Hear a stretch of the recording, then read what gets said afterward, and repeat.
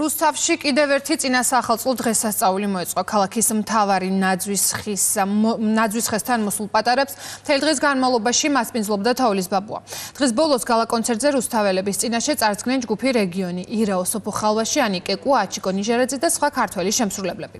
სახელმწიფო ღონისძიებები საქართველოს მთავრობის კულტურის სამინისტროსა და შემოქმედებითი საქართველოს მხარდაჭერით მთელი ქვეყნის მასშტაბით იმართება.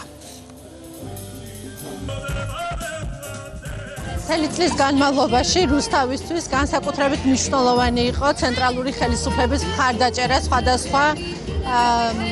სხვადასხვა პროექტების განხორციელების დროს და წლის მიწურულს უკვე სახელმწიფო განწყობის შექმნის დროსაც განსაკუთრებულია ის მხარდაჭერა, რომელსაც ცენტრალური ხელისუფლება დაუგრძნობს. დღევანდელი ჩვენი საზეიმო განწყობა სწორედ ამის დამსახურება. რუსთავში ჩემს კოლეგებთან ერთად ძალიან კარგი კონცერტი ჩავატარეთ. შვენიერი სმენელი მოვიდა, როგორც ყოველთვის ძალიან მიხარია ამ ქალაქში ჩამოსვლა და მინდა რუსთავიდან მიულოცო მთელ საქართველოს დამდეგი ახალი წელი.